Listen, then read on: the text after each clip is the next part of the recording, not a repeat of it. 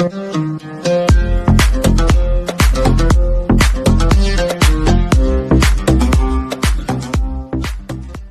Guys, welcome back to my channel Fiji Arts. അപ്പോൾ എൻ്റെ എല്ലാ കൂട്ടുകാർക്കും എൻ്റെ പുതിയൊരു വീഡിയോയിലേക്ക് എല്ലാവർക്കും സ്വാഗതം. ഗൈസ്, ഞാനിന്ന് വന്നിരിക്കുന്നത് നിങ്ങൾക്ക് എല്ലാവർക്കും വളരെ പ്രയോജനപ്രദമായ ഒരു വീഡിയോ ആയിട്ടാണ് ഞാനിന്ന് വന്നിരിക്കുന്നത്.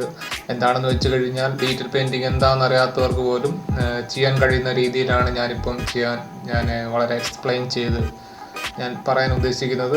ഞാൻ എൻ്റേതായ രീതിക്കാണ് ഗൈസ് ഞാൻ പറഞ്ഞു പോകുന്നത്. അതായത് നിങ്ങൾക്ക് മനസ്സിലാവുമെന്ന് പ്രതീക്ഷിക്കുന്നു. അല്ലാതെ വളരെ എക്സിക്യൂട്ടീവായിട്ട് ഇങ്ങനെ വന്ന് നിന്ന് പറഞ്ഞു തന്ന അങ്ങനെ സംഭവം എനിക്കറിയത്തില്ല. എനിക്കിങ്ങനെ പച്ചയായിട്ട് ഇങ്ങനെ പറഞ്ഞു തരാനാണ് കൂടുതൽ ഇഷ്ടം. ഏതാച്ചിട്ട് ഫ്രീ ആയിട്ട് പറയാനാണ് എനിക്ക് കൂടുതലും താല്പര്യം. അപ്പം അതുകൊണ്ട് ഈ ഡിജിറ്റൽ പെയിൻറ്റിങ് എന്താണെന്ന് അറിയാത്തവർക്കും ഈ ഡിജിറ്റൽ പെയിൻറ്റിങ് പഠിക്കാൻ ആഗ്രഹമുള്ളവർക്കും ബിഗിനേഴ്സ് ആയുള്ളവർക്കും വളരെ പ്രയോജനപ്രദമായ ഒരു വീഡിയോ ആണ്. അതായത് ഞാൻ ഈ ഡിജിറ്റൽ പെയിൻറ്റിങ്ങിന് ഉപയോഗിക്കുന്ന ബ്രഷ്, അതായത് നമ്മുടെ സാധാരണ ഫോട്ടോഷോപ്പിലുള്ള സാധാ ബ്രഷുകൾ തന്നെയായിരിക്കും ഞാൻ ഇതിനെ യൂസ് ചെയ്യുന്നത്. അല്ലാതെ വേറെ തരത്തിലുള്ള ബ്രഷുകളൊന്നും ഞാൻ ഇതിന് യൂസ് ചെയ്യുന്നില്ല. അതാണ് ഇതിൻ്റെ ഹൈലൈറ്റ്. അപ്പോൾ നമുക്ക് സ്റ്റാർട്ട് ചെയ്യാം. അപ്പോൾ ഗൈസ്, അങ്ങനെ നമ്മൾ ഡിജിറ്റൽ പെയിൻറ്റിങ് സ്റ്റാർട്ട് ചെയ്യാൻ പോവുകയാണ്. ആദ്യമായി ഇതാണ് നമ്മുടെ ഫോട്ടോഷോപ്പിൻ്റെ ഇൻ്റർഫേസ്.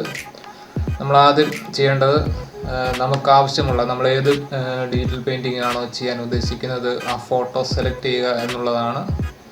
അപ്പോൾ അതിനായിട്ട് നമുക്ക് ആദ്യം ഫോട്ടോ സെലക്ട് ചെയ്ത് തുടങ്ങാം. ആദ്യമായിട്ട് നമ്മൾ ഫോട്ടോ സെലക്ട് ചെയ്തിരിക്കുകയാണ്. പിന്നെ നിങ്ങൾ ഫോട്ടോ സെലക്ട് ചെയ്യുമ്പോൾ വേറൊരു കാര്യം കൂടി ശ്രദ്ധിച്ചു കഴിഞ്ഞാൽ വളരെ ബെറ്റർ ആയിരിക്കും. നിങ്ങൾ കണ്ടിട്ടില്ലേ, നമ്മൾ സെൽഫി ഒക്കെ എടുക്കുമ്പോൾ നമ്മളിങ്ങനെയൊക്കെ നിന്ന് സെൽഫി എടുക്കുമ്പോൾ ഉള്ള ഫോട്ടോയും പിക്കുകളൊക്കെ ആ ഒരു പോസിങ് കാര്യങ്ങളൊക്കെ ഉണ്ടല്ലോ, നമ്മളിങ്ങനെ സെൽഫി ഒക്കെ എടുക്കുമ്പോൾ ആ രീതിയിലുള്ള ഫോട്ടോ ഒക്കെ എടുത്തു കഴിഞ്ഞാൽ അത്ര ബെറ്റർ ആകത്തില്ല. അതായത് നമ്മൾ പോർട്രേറ്റ്സ് ആയിട്ട് കിട്ടുന്ന രൂപത്തിലുള്ള ഒരു പോസിങ് ഉണ്ടല്ലോ, ഈ ഒരു സ്ട്രെയിറ്റ് ഫേസിങ് അല്ലെങ്കിൽ ഒരു കുറച്ച് നല്ലൊരു ബെറ്റർ ആയിട്ടുള്ള, അല്ലാതെ നമ്മുടെ ഈ സെൽഫി പോലത്തെ സംഭവങ്ങളൊക്കെ ആ രീതിയിലുള്ള ഫോട്ടോ ഒക്കെ സെലക്ട് ചെയ്ത് കഴിഞ്ഞാൽ അത്ര ബെറ്റർ ആകത്തില്ല നമ്മൾ ഈ ഡിജിറ്റൽ പെയിൻറ്റിങ് ചെയ്യുമ്പോൾ.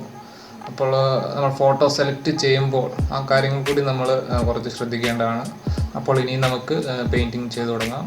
ആദ്യമായിട്ട് ഇതിൻ്റെ കളറ് കറക്ഷൻ നടത്താം. ആദ്യമായിട്ട് അതിനായിട്ട് നമ്മൾ കൺട്രോൾ ബി പ്രസ് ചെയ്യുന്നു. കൺട്രോൾ ബി, അതിൽ നമ്മൾ കളർ കുറച്ച് അഡ്ജസ്റ്റ് ചെയ്യുക. അത് നിങ്ങളുടെ നിങ്ങൾ ഏത് ഫോട്ടോ ആണ് സെലക്ട് ചെയ്യുന്നത് അതിൻ്റെ ആവശ്യത്തിനനുസരിച്ചാണ് നിങ്ങൾ ഇത് കളർ കറക്റ്റ് ചെയ്യേണ്ടത്. ഓക്കെ, ഞാനിത് കറക്റ്റ് ചെയ്തു. ഓക്കെ ഗൈസ്, അടുത്തതായിട്ട് നമ്മൾ ഈ ലെയർ പാനലിൽ പോവുക. അതിനുശേഷം നമ്മളൊരു കോപ്പിയും കൂടെ എടുത്ത് വെച്ചാൽ ഒരു ഡ്യൂപ്ലിക്കേറ്റ് കോപ്പി, ബാക്ക്ഗ്രൗണ്ട് കോപ്പി അതുകൂടെ നമ്മൾ എടുത്തു വെച്ചതിന് ശേഷം നമ്മൾ ഈ നോർമൽ എന്നുള്ള മോഡ്, അത് ലൈനർ ലൈറ്റ് എന്ന് പറയുന്ന മോഡിലേക്ക് മാറ്റുക. അപ്പോൾ അതിനുശേഷം നമ്മൾ ഫിൽറ്ററിൽ പോയിട്ട് അതർ എന്ന് പറയുന്ന അതിൽ സെലക്ട് ചെയ്തതിന് ശേഷം ഹൈ പാസിൽ പ്രസ് ചെയ്യുക. ഓക്കെ, അപ്പോൾ ഇതുപോലെ ഒരു എഫക്റ്റ് നമുക്ക് റേഡിയസ് കിട്ടും. ആ റേഡിയസ് നിങ്ങളുടെ ആവശ്യപ്രകാരം നിങ്ങളുടെ ആവശ്യത്തിനനുസരിച്ച് നിങ്ങൾ റെഡ്യൂസ് ചെയ്യുക. എനിക്കിപ്പം ഈ ഒരു എഫക്റ്റ് മതിയായിരിക്കും. ഓക്കെ, ഇത് മതി. 2.2 ആ ഒരു റേഡിയസ് ആണ് ഞാനിപ്പോൾ എടുക്കുന്നത്. ഓക്കെ, എടുക്കുക.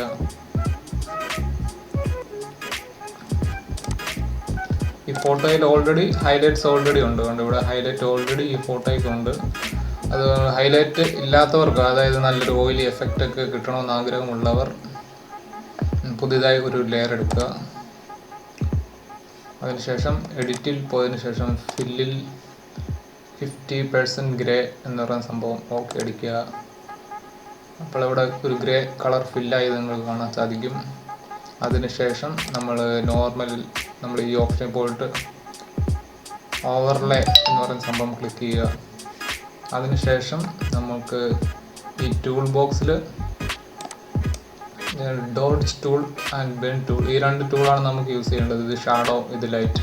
ഡോഡ്ജ് ടൂൾ എന്ന് പറഞ്ഞു കഴിഞ്ഞാൽ നമ്മൾ ഹൈലൈറ്റിങ്ങിന് യൂസ് ചെയ്യുന്ന ടൂളാണ് ഡോഡ്ജ് ടൂൾ. ഈ ബേൺ ടൂൾ എന്ന് പറഞ്ഞു കഴിഞ്ഞാൽ നമ്മൾ ഷാഡോയ്ക്ക് യൂസ് ചെയ്യുന്ന ടൂളാണ്. അപ്പോൾ നമുക്ക് ഹൈലൈറ്റിനായിട്ട് ഡോഡ്ജ് ടൂൾ സെലക്ട് ചെയ്യാം. ഓക്കെ, ഇത് ഹൈലൈറ്റ് വേണ്ടവർക്ക് മാത്രമാണ് ഞാൻ ഈ പറഞ്ഞ സംഭവം. അല്ലാത്തവർക്ക് ആവശ്യമില്ല. ഓൾറെഡി ഹൈലൈറ്റ് ഇച്ചിരി ഓയിലുകൾ എഫക്റ്റൊക്കെ വേണമെന്ന് ആഗ്രഹമുള്ളവർ ഞാനിപ്പോൾ ചെയ്ത ഈ മാർഗം ഒന്ന് പരീക്ഷിച്ച് നോക്കാവുന്നതാണ്. നമ്മൾ എക്സ്പോഷർ ഒരു 35 ആണ് ഞാൻ ഇട്ടിരിക്കുന്നത് ഓൾറെഡി. കുറച്ചുകൂടെ ഹൈലൈറ്റ് ഇച്ചിരി കൂട്ടാൻ വേണ്ടിയിട്ടാണ് ഞാനിതിന്. നമ്മൾ നേരെ അങ്ങോട്ട് പ്രസ് ചെയ്തെടുക്കും. ഹൈലൈറ്റ് വേണ്ട ഭാഗങ്ങൾ നിങ്ങൾ ജസ്റ്റ് ഡ്രാഗ് ചെയ്ത് ഇങ്ങനെ വെച്ചാൽ മതി. ഫോളോ ഹൈലൈറ്റ് ആയിക്കോളും ഓൾറെഡി. ഇത്രയും ഭാഗങ്ങളാണ് മെയിനായിട്ടും ഹൈലൈറ്റായിട്ട് ഞാൻ ഉദ്ദേശിക്കുന്നത്. ഓക്കെ, ഇതിൻ്റെ ആവശ്യമേ ഉള്ളൂ.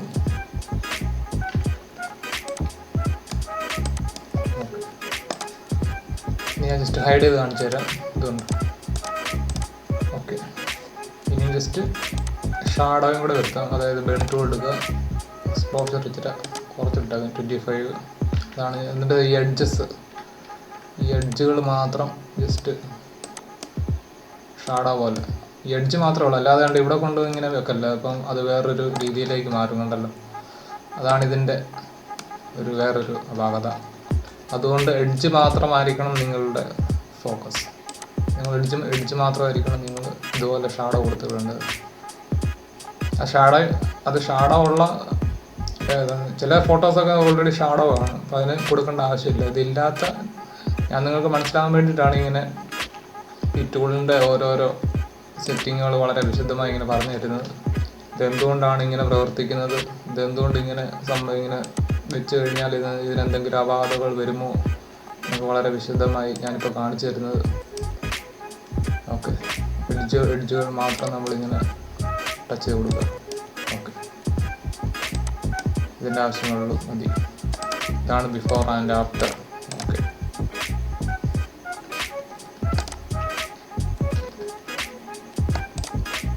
ഇതിൻ്റെ കോപ്പി ഒന്നുകൂടെ എടുത്ത് വെച്ചാൽ ആവശ്യം വരും. ഇപ്പോഴൊരു കോപ്പി സെക്കൻഡറി ആയിട്ടുണ്ടായിരിക്കും, നല്ലതായിരിക്കും. ഓക്കെ, നമ്മളിത് കൺട്രോൾ സെലക്ട് ചെയ്ത് ഇതിനെല്ലാം കൂടെ സെലക്ട് ചെയ്യുക. പിന്നെ കൺട്രോൾ പ്രസ് ചെയ്യുക. അപ്പോൾ ഇത് മെർജായി കാണാൻ സാധിക്കും. ഇത് ആഡ് ചെയ്ത് വെക്കുക. ഓക്കെ, ഇനിയാണ് നമ്മൾ സ്മഡ്ജിങ് ചെയ്യാൻ ഉദ്ദേശിക്കുന്നത്. ഓക്കെ, അതിനായിട്ട് നമ്മൾ സ്മഡ്ജ് സെലക്ട് ചെയ്യുക. സ്മഡ്ജ് ടൂൾ അത് നമ്മൾ മേളിൽ തന്നെ കാണാൻ സാധിക്കും. ഈ ബ്രഷിൻ്റെ ഒരു ഇൻ്റർഫേസ് ഇതുപോലത്തെ ഈ ഒരു ഇൻ്റർഫേസ്, ഇതാണ് ബ്രഷിൻ്റെ ഇൻ്റർഫേസ്. ഇതിൽ തന്നെ ഈ സെലക്ഷൻ കണ്ടല്ലോ, അതുകൊണ്ട് സെറ്റിങ്സ്. ഈ സെറ്റിങ്സിൻ്റെ അകത്ത് ഓൾറെഡി എല്ലാ സംഭവങ്ങളും ഉണ്ട്. ആദ്യമായി നമ്മളിതിനെ മേളിലോട്ട് കയറ്റി വെക്കുക. അപ്പോൾ ഇത് സെലക്ട് ആയി ഓൾറെഡി ഇങ്ങനെ നിൽക്കും. നമ്മളിച്ചിരി സൂമായിട്ട് വർക്ക് ചെയ്യാവുള്ളൂ. അല്ലാതെ കണ്ട് ഇങ്ങനെ ലോങ് ആയിട്ട് ഇരുന്ന് വർക്ക് ചെയ്ത് കഴിഞ്ഞാൽ അത്ര ഡീറ്റെയിലിംഗ് നമുക്ക് കിട്ടാൻ വളരെ പ്രയാസമായിരിക്കും. അതുകൊണ്ട് നമ്മൾ കുറച്ച് സൂമായിട്ട് വർക്ക് ചെയ്യാൻ ശ്രദ്ധിക്കുക. ഓക്കെ, ഇതാണ് നമ്മുടെ ബ്രഷ് പിക്കർ പാനൽ. ഇത് ക്ലിക്ക് ചെയ്യുക. ഇതാണ് നമ്മുടെ ഫോട്ടോഷോപ്പിൽ നിലവിലുള്ള, അതായത് വേറെ ഒരു അഡീഷണൽ ബ്രഷും കാര്യങ്ങളൊന്നും ഇല്ല. ഇത് വെച്ചാണ് നമ്മൾ സ്മഡ്ജിങ് ചെയ്യാൻ ഉദ്ദേശിക്കുന്നത്. അപ്പോൾ ഞാനിപ്പം സ്കിന്നിനായിട്ട് സ്മഡ്ജ് ചെയ്യാൻ ഉദ്ദേശിക്കുന്ന ബ്രഷ് വെറ്റ് സ്പോഞ്ച് എന്ന് പറയുന്ന ഒരു ബ്രഷാണ്. വെറ്റ് സ്പോഞ്ച്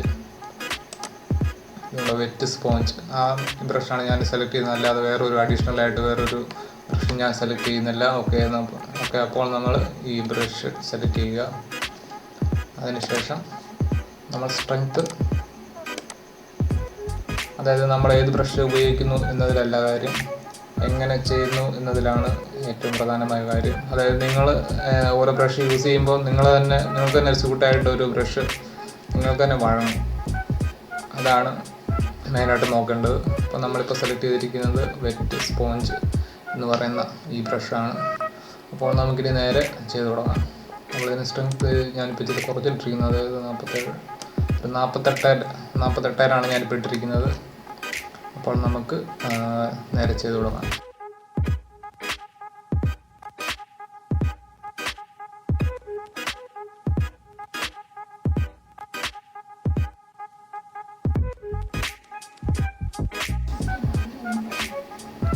അത് ഞാൻ നേരെ മൂക്കിൽ നിന്നാണ് ഞാൻ സ്റ്റാർട്ട് ചെയ്യുന്നത്. ഞാൻ പെയിൻറ്റിങ് ചെയ്യുന്ന രീതി നിങ്ങൾ ശ്രദ്ധിച്ചു കഴിഞ്ഞാൽ കാണാൻ സാധിക്കും. അതായത് മുഖത്തിൻ്റെ ഏത് ഷേപ്പിലാണോ പോകുന്നത് ആ രീതിക്കായിരിക്കും ഞാൻ ബ്രഷ് ഇങ്ങനെ കൊണ്ടുപോകുന്നു.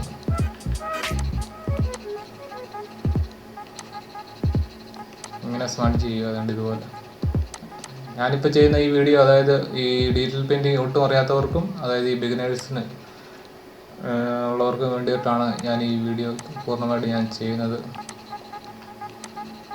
ഓക്കെ, നമ്മൾ മുഖത്തിൻ്റെ ഷേപ്പ് ഏതാണോ ആ രൂപത്തിൽ നമ്മൾ പെയിൻറ്റിങ് ചെയ്ത് തുടങ്ങും. ഞാൻ സിമ്പിളായിട്ട് മനസ്സിലാക്കാൻ വേറൊരു സംഭവം കൂടി ഞാൻ ജസ്റ്റ് കാണിച്ചു തരാം.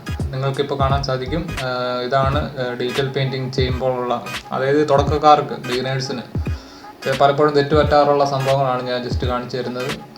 അതായത് ചിലർ കണ്ടില്ല, ഇതുപോലെ ഇങ്ങനെ സെലക്ട് ചെയ്തിട്ട് ഇപ്പോൾ മൂക്കിൻ്റെ ആ ഭാഗം സെലക്ട് ചെയ്തിട്ട് ഇങ്ങനെ വെറുതെ, അതായത് മൂക്കിൻ്റെ ഭാഗം അതായത് നമ്മൾ ഏത് ഭാഗമാണ് സെലക്ട് ചെയ്യുന്നത് അത് കണ്ട് ഇങ്ങനെ അങ്ങോട്ടും ഇങ്ങോട്ടൊക്കെ വെച്ചിട്ട് അങ്ങനെ ചെയ്തിട്ട് ഒരു കാര്യമില്ല. ഞാനിപ്പം കാണിച്ചു തന്നിരിക്കുന്ന ഈ ഒരു റെഡ് ഗ്രാഫില്ലേ, ഇതിൻ്റെ അകത്ത് നമ്മൾ ഞാൻ ഈ ആരോ മാർക്ക് കൊടുത്തേക്കുന്ന ആ ഒരു ഫ്ലോ ആ ഫ്ലോയിലായിരിക്കണം നമ്മൾ ഈ സ്മഡ്ജിങ് ചെയ്ത് പോകേണ്ടത്. അല്ലാതെ നമ്മൾ ഇതുപോലൊക്കെ ഇങ്ങനെ വെച്ച് കഴിഞ്ഞാൽ അതിൻ്റെ മൊത്തം രൂപം മാറിപ്പോകും. അതിന് വേണ്ടിയിട്ടാണ് ഞാൻ ഈ സംഭവം, ഈ ഡയഗ്രാം ഞാനിങ്ങനെ വരച്ച് കാണിച്ചു തന്നത് നിങ്ങൾക്ക് മനസ്സിലാകാൻ വേണ്ടിയിട്ട്. ഈ രൂപത്തിൽ ഈ ഒരു ഫ്ലോയിലായിരിക്കും നമ്മൾ സ്മഡ്ജ് ചെയ്ത് തുടങ്ങേണ്ടത്. അതാണ് നിങ്ങൾ തുടക്കക്കാർ ശ്രദ്ധിക്കേണ്ട ആദ്യമായ കാര്യം. ഈ ഒരു ഫ്ലോയിലായിരിക്കണം പോകേണ്ടത്. മൂക്കിൻ്റെ ഏത് ഭാഗമാണോ, ഏത് ഷേപ്പാണോ അതിൻ്റെ മുകളിലേക്കായിരിക്കണം കറക്റ്റ് ആ ഒരു ഫ്ലോയിലായിരിക്കണം പോകേണ്ടത്. അതായത് ഉടുപ്പ് എങ്ങനെയാണെങ്കിൽ ഈ രീതിയിൽ സ്മഡ്ജ് ചെയ്ത് പോവുക ഉള്ളത്, ഇങ്ങനെ ഈ ഒരു രൂപത്തിലായിരിക്കണം ചെയ്ത് പോകേണ്ടത്. ഓക്കെ, അപ്പോൾ നമുക്ക് ഇത് ഡിലീറ്റ് ചെയ്ത് കളയാം. അപ്പം നമുക്കിനി സ്മഡ്ജ് ചെയ്ത് തുടങ്ങാം.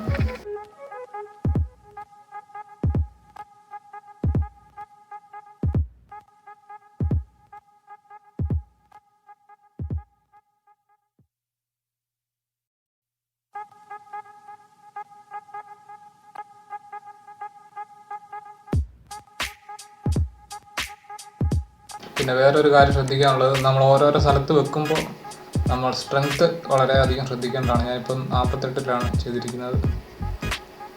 ചില ഈ ചുണ്ടിൻ്റെ ഭാഗങ്ങളൊക്കെ വരുമ്പോൾ നമ്മൾ ഇതൊക്കെ ഇച്ചിരി കുറച്ച് കൊടുക്കേണ്ടതാണ്, ഈ സ്ട്രെങ്ത്തൊക്കെ. അത് ഞാൻ കാണിച്ചു തരുന്നതാണ്.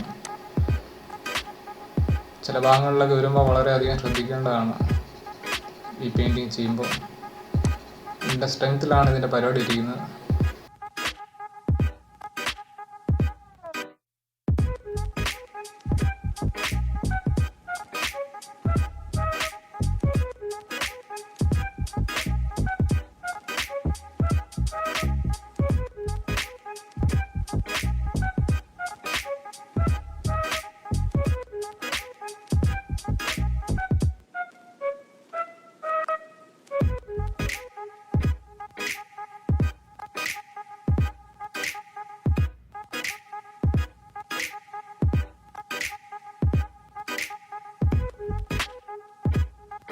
ഞാനിപ്പോൾ ചെയ്യുന്നത് അരികിൽ ടച്ച് ചെയ്ത് പോകുന്നില്ല.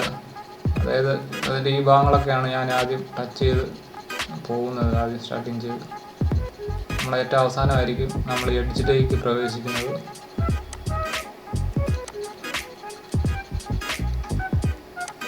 ഓക്കെ, ഈ ഭാഗം നമ്മളിങ്ങനെ ഒറ്റ ലൈൻ, അല്ലാതെ ഇങ്ങനെ വെക്കല്ലോ, സ്പ്രെഡായി പോകും. ഓക്കെ, അതുകൊണ്ട് നമ്മൾ ഒറ്റ ലൈൻ, ഈ അരിക് വരയ്ക്കാൻ ശ്രദ്ധിക്കേണ്ടത് ഇങ്ങനെയാണ്, ഒറ്റ ലൈൻ. ഒന്നോ പതുക്കെ.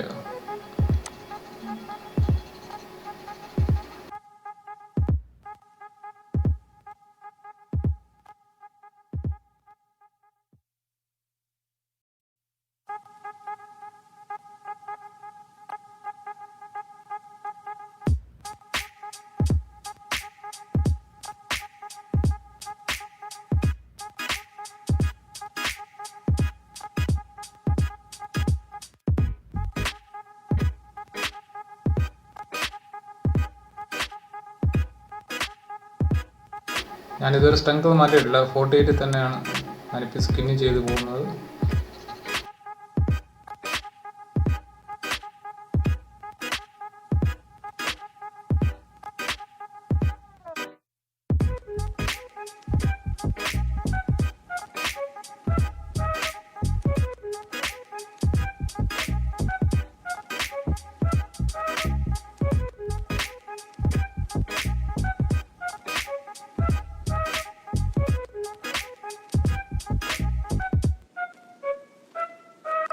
ഓക്കെ, നമ്മൾ ഡ്രസ്സിൻ്റെ അരികെ ചെയ്യുമ്പോൾ ഇതുപോലെ നൈസായിട്ട് ഒറ്റ വര, ഇതുപോലെ ഒറ്റ ലൈൻ കൊടുത്താൽ മതി അരികെ ചെയ്യുമ്പോൾ. ഓക്കെ, ഇനി നമ്മൾ ഡ്രസ്സിൽ ഇച്ചിരി സ്ട്രെങ്ത് ഇച്ചിരി കൂട്ടി വെച്ച്, അതായത് 57 ഇട്ടിട്ട് നമ്മൾ ഡ്രസ്സിൽ സ്മഡ്ജ് ചെയ്ത് തുടങ്ങുകയാണ്.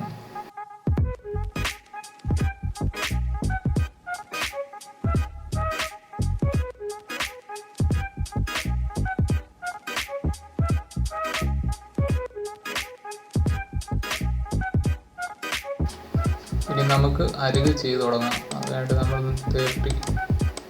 32 ഇട്ട്, അത് നമ്മൾ 32 ഇട്ടു സ്ട്രെങ്ത്ത്. അതിനുശേഷം നമുക്ക് ഇതിൻ്റെ അരികുകൾ സ്മഡ്ജ് ചെയ്ത് തുടങ്ങാം.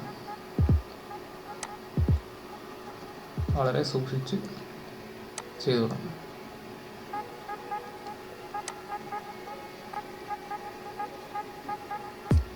കുറച്ചുകൂടെ സൂം ആക്കിയാൽ കുറച്ചുകൂടെ നിങ്ങൾക്ക് ഡീറ്റെയിലിംഗ് ആയി സാധനം കിട്ടും.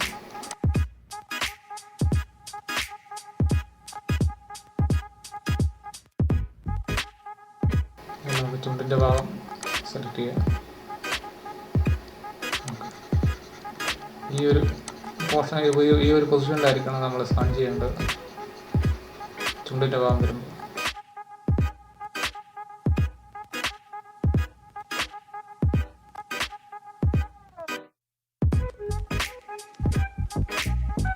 ഓക്കെ. ഇനി താഴെ വശത്തോട്ട് ഇതുപോലെ ഇങ്ങനെ സ്പഞ്ച് ചെയ്ത്, ഹൈലൈറ്റ് പ്രധാനമാണ്, ഇത് ശ്രദ്ധിക്കാം. ഇതിങ്ങനെ നടക്കട്ടെ സ്ട്രെയിറ്റ് ആയിട്ട്. പിന്നെ ബാക്കി വരുന്ന ഭാഗങ്ങൾ ഇതുപോലെ താഴെ വശത്തേക്ക് സ്പഞ്ച് ചെയ്ത് കൊടുക്കുക.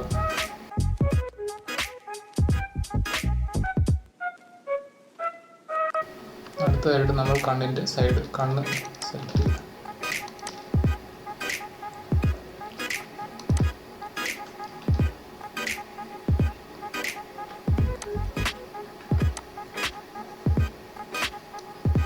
.32 മാറ്റി വെച്ചിട്ട്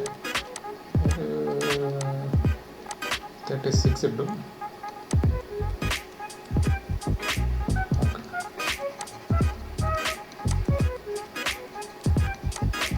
ഇതിൻ്റെ ഷേപ്പ് എങ്ങനെയാണ് ആ രീതിക്ക് നമ്മൾ സ്പഞ്ച് ചെയ്താൽ മതി.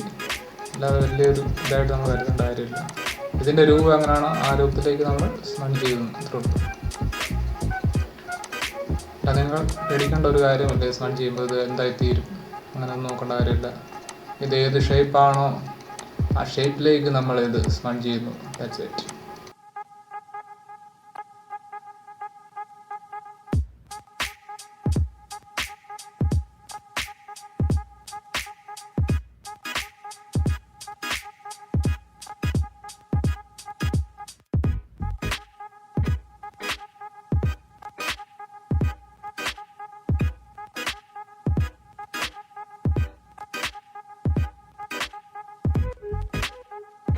ഓക്കെ, അങ്ങനെ നമ്മൾ കണ്ണം ചെയ്ത് കഴിഞ്ഞ്